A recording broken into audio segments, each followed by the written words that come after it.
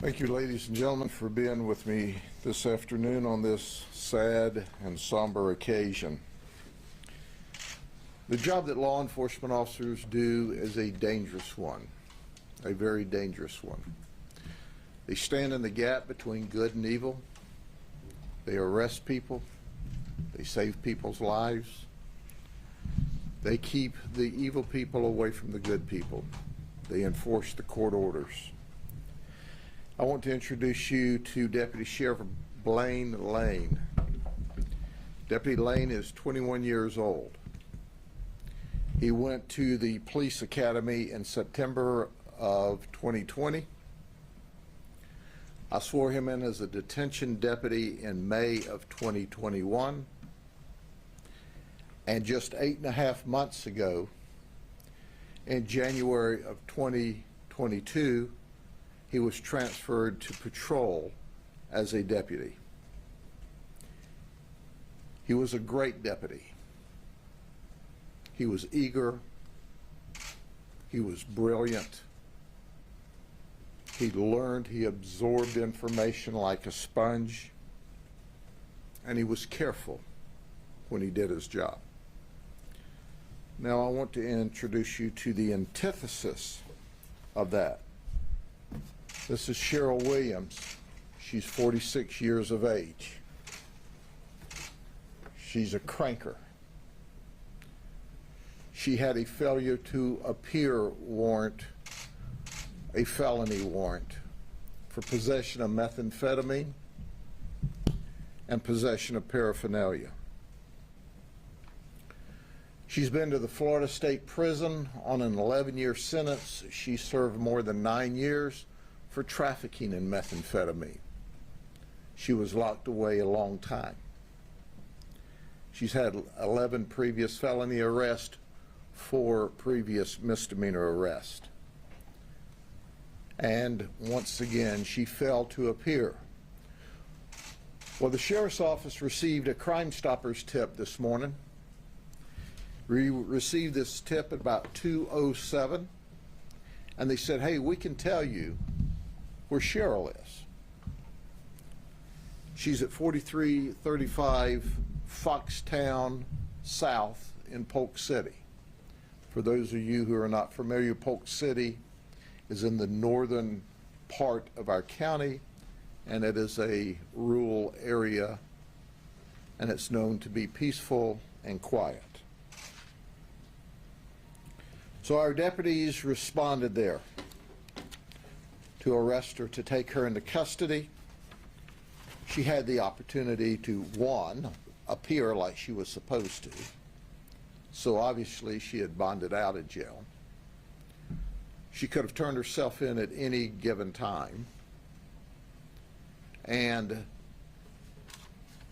she didn't do that. She ran from the law. So about 2:24, Deputy Sheriff Holzenbeck, Deputy Sheriff Lane, Deputy Sheriff Pennell, and Sergeant Brooks went to the area to arrest her. So let me give you a synopsis of the events. And once again, as I've explained to you every time that I've done a briefing in a short period of time after a traumatic event, this is the best information we have at this point in our investigation. Every bit of this information is subject to change as the investigation goes on, but we want you to know, we want the community to know the best information we have right now.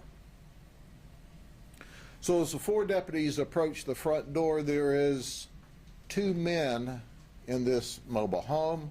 We'll call the first one Witness A, and we ask where Cheryl Williams may be located, and he said she's around back.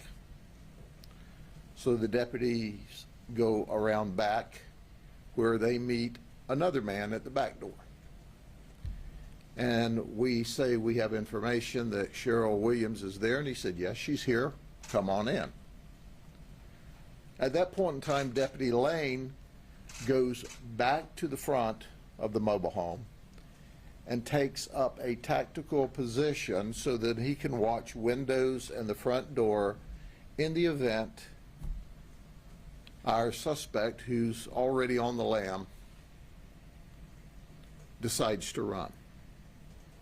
The position that he's taken, and this is important in a minute, is not in front of any doors or windows, but he's angled so that he can see the front door, he can see a set of windows, and he's where people inside can't see him. So if the suspects wanted to attack or shoot out of the house, they can't see him.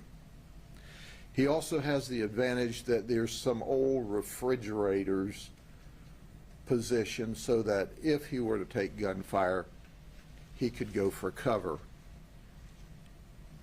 So he is standing by while Deputy Sheriff Holzenbach, Deputy Sheriff Pinnell, and Sergeant Brooks enter. As they enter, you've got to understand this is kind of a maze. So they come upon a room, and when they look into the room as they're clearing the house or the mobile home, they don't see anyone. So as Holzenbach is moving further so he can look more completely into this room, Cheryl Williams, this person, steps into view holding this firearm and pointing it directly at the deputies. Two deputies, at this point in the investigation, we believe only two deputies fired. Sergeant Brooks and Deputy Holzenbach. She struck at least 2 times, and she goes down, and at that same time, Deputy Lane says, "I'm hit." Witness 1, who is up on the front porch, sees Deputy Lane grabbing his shoulder like he's pulling at his shirt, and he walks from his tactical position out under another covered area and goes down to one knee. Deputy Sheriff Pinnell runs to him to provide assistance to him. We believe at this point in the investigation that 6 shots were fired.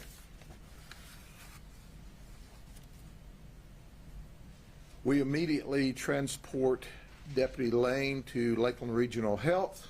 The initial information that we all receive in the spur of the moment when we received our pages, and the information is he's shot in the arm, his vitals are good, everything's fine.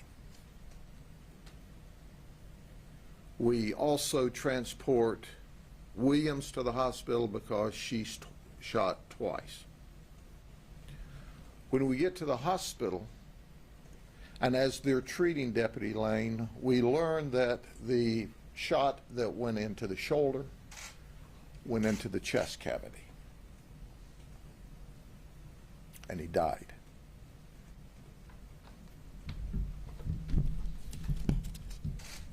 Williams is currently under arrest at Lakeland Regional Health and under security. She's going to be charged with, among other charges, second-degree felony murder. So she's gone from a felony, a third-degree felony warrant for possession of meth, to a second-degree felony murder charge, where it's our goal to see that she's incarcerated for the rest of her natural life. So the investigation's underway.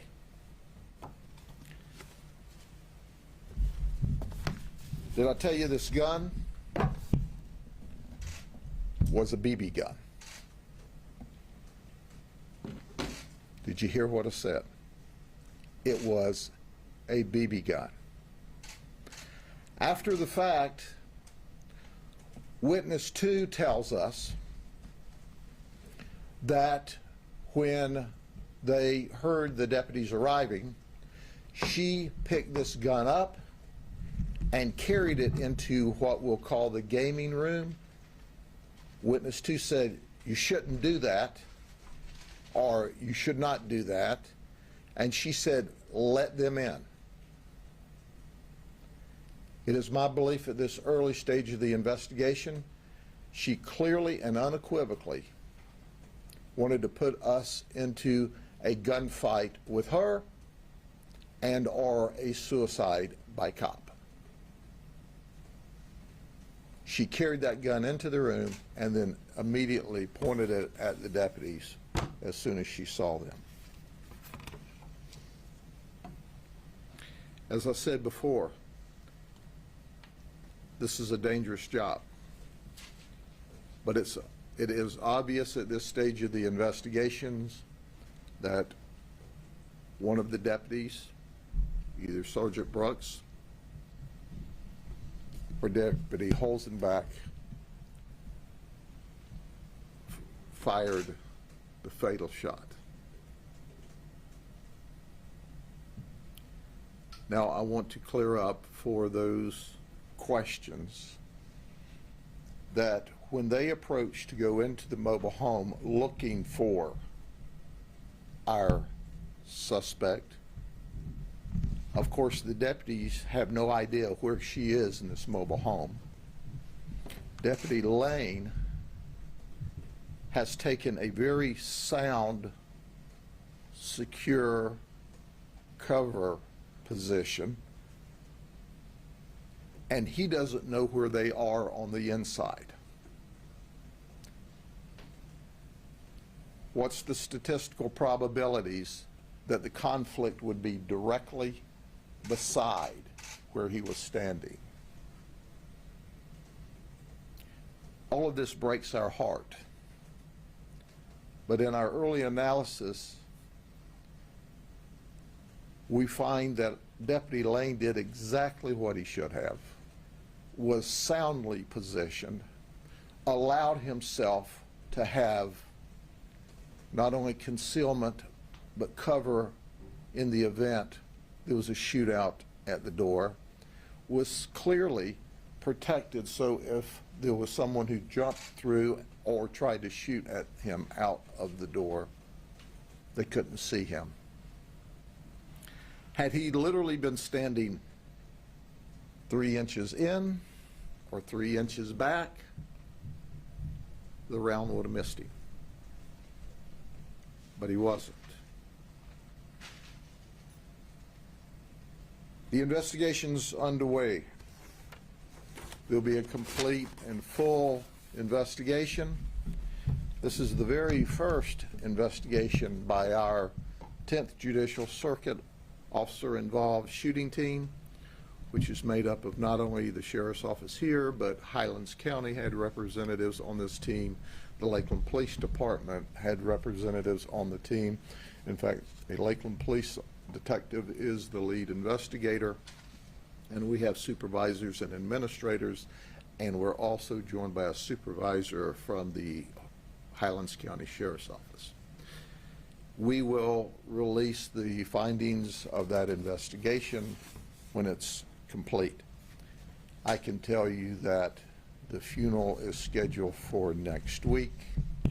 We ask that the community keep first Deputy Lane's immediate family and then his work family in your prayers. He went out simply to serve a warrant, something we do hundreds of times a day. And this time, there were horrible, horrible, horrible ending to this. And it didn't have to happen. I want to underscore this lady who's already spent 9 years in prison for trafficking in meth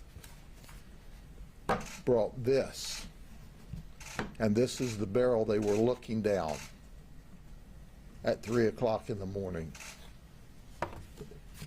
And this is the gun that she brought to point at my deputies.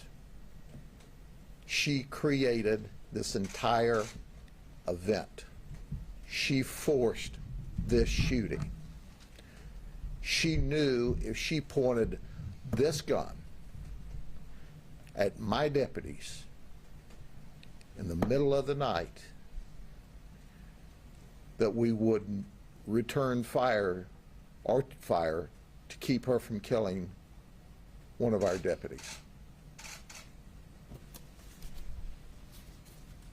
That's why she's being charged. The investigation's still underway. You can certainly bank on the fact there will be other charges in addition to that. I'll be more than happy to take questions, but quite frankly, I've told you everything that we know to release at this point in time.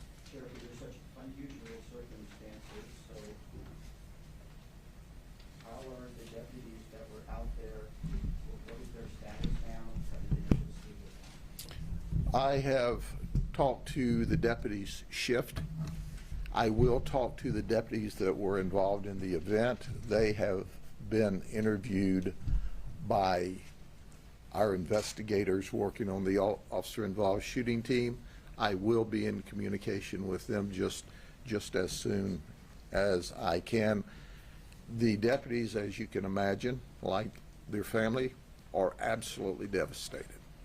Absolutely devastated.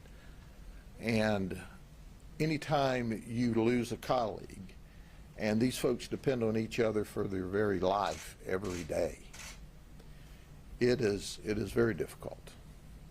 Sheriff, just to be clear, the deputies were inside the mobile home and shot and hit him outside, is that correct? The deputies were inside the mobile home, encountered her in a room without knowing where his tactical position was. There was no way to know where they were going to intersect. He didn't know where she was. The deputies that were looking for her didn't know where she was. That's where she chose to force the confrontation. And he happened to be in his tactical position adjacent to where she pointed the gun at the deputies. Bullet came through the wall. The bullet came through the exterior wall. Can you tell us about your deputy, the person that he was? Did he have a family? Was he married? Did he have children? He has a 3-year-old child. He had been on the road 8.5 months. This was his dream, to be a law enforcement officer. And he was very mature in his delivery of police services for no longer than he had on the road. His friends loved him and admired him. We all did. I just swore him in just a few months ago. And this is very difficult. You know, when people look at this young man, he's the epitome of what American law enforcement is about. It's young men and young women that stand in the gap, that put their life on the line every day. So you see a young man. I see a colleague and that's younger than my children. This is like losing one of your kids. And outside of my wife and my sister and my children and grandchildren, I love these folks more than anything else in the entire world. And to go there and see that, words can't adequately explain the absolute grief we feel. But it's our job to be at our very best at the very worst of times. And this is the very worst of times for us. Sure. One of my colleagues buried one of his deputies last week from a horrible event over in Pinellas County. Had So the bottom line is it's a dangerous job. When you're doing this, you teach and coach and provide equipment and training, but sometimes despite all of everything that we teach and coach and do, and he was doing exactly like he was trained, bad things happen. Horrible things happen. Sheriff, a lot of people have been saying to me today, why does an arrest warrant have to be served at that hour? Isn't that unsafe? Can you speak to that and why this happens overnight? Certainly, the people who ask why an arrest warrant has to be served at that hour are morons. Okay? That warrant's valid 24 hours a day, 7 days a week. We received a call for service that person was at that residence at that time. What do? She's running from us. She's always been running from us. She failed to appear. What do? Say, hey, it's 3 o'clock in the morning. We don't serve warrants at 3 o'clock in the morning. Know this, if you got a warrant outstanding, we're going to arrest you at 2, 3, 4, 5, anytime we can find you. We found this person, and we were going to arrest her. So tell those Monday morning quarterbacks to come down to HR and sign up. See if you can pass the background. See if you can pass the police academy. Let's see if you've got any intestinal fortitude to get out here and do what young men and women like Deputy Lane does. Yeah, you can sit at home and run your mouth on your social media. You don't know what you're talking about, and you certainly don't have the ability to be one of these fine young men and women. With the two officers, the officers going in and asking the witnesses, and them knowing that she had something, will they be charged at least for not even warning them? That's a good question. That's still under investigation.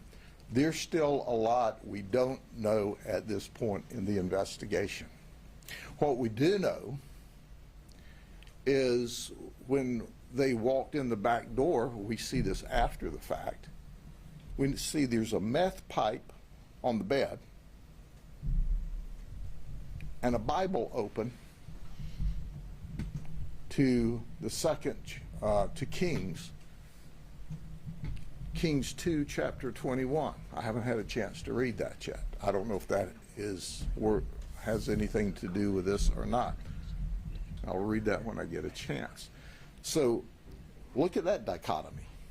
A meth pipe on the bed and the Bible open. Oh, and a light beer beside the Bible. Go figure all that. Was he the youngest deputy or one of your youngest? He is not the youngest deputy. He is one of the youngest deputies. You can legally be a deputy at 19 years of age. And I can tell you this, there has not been a deputy at that young age that performed at that high level. He's just professional in every sense, just remarkable. Well, on that note, we heard that he may have received an accommodation recently. I don't know. We'll make all of that available in the ensuing days. I heard from a friend that one day he actually hoped to fill your shoes as the sheriff of Polk County. I know he was obviously very young and new to the job, but did you see potential in him for one day being? Oh, absolutely. This young man was game on every minute of every day. It was his dream. He was living his dream, and certainly he was an immensely talented deputy. Can you take us to when they arrived at the house? Did they have their lights on in the car? Did they announce themselves as deputies? Certainly that everyone, they talked to the two witnesses, the two men. And she recognized that, according to the one witness, she said, as she picked up the gun and walked in, and he said, "You shouldn't do that." She said, "Let them in." She knew exactly who they were. She knew exactly who they were. I'm convinced, it's early in the investigation at this point, she wanted to force the deputies to shoot her. And we did. Unfortunately, we had a deputy right in the line of fire, that she didn't know that, but she knew she created a violent environment. The deputies didn't know that because he was tactically concealed. What, how much meth do you have to have felony warrant? I'm not sure in this particular case, any possession of meth is a felony. But once again, and I don't want to get into a lot of editorial comment today because I can spin out of control real easy, but as the media, you'd be disappointed if I didn't put my favorite quote in here. Some people want to call meth that low-level, nonviolent crime. Well, for all of you who are buying into that, here's your sign. There's violence all around. The use and the abuse and the sale and the trafficking of drugs. And this is one more example of how a good man died because a cranker wouldn't show up for court after she'd already been arrested and already spent 9 years in state prison for trafficking in methamphetamine. Is it normal to send 4 deputies? It's normal for us to send backups to every call that we can get to because we know and research shows the more deputies that are there at an event, the less probability of resistance. And our goal is to take people into custody safely without resistance. When you're serving one of these warrants, is it typical to have a wide range of level of experiences? It's whoever is on duty at that time that serves the warrants. But they all have immense training and immense education before they're allowed to be deputies or law enforcement officers. So no one there was doing this for the first time or the second time or the third time. We had a supervisor on scene. We had years of experience. The deputies that responded that night were remarkable deputies with varying years of experience, and we can get there. But added up, it was probably a decade or 2 of experience. We didn't have 4 rookies there. Okay? All right, and we've also had a shooting in Winter Haven that the officer-involved shooting team is on the way to as well. We don't have the details for that, but among everything else, I've got that to deal with in a little while. Y'all be safe. We'll talk soon. Do you know which church the funeral will be at? Not yet. We'll release all that information. All right, take care. God bless. Thank you.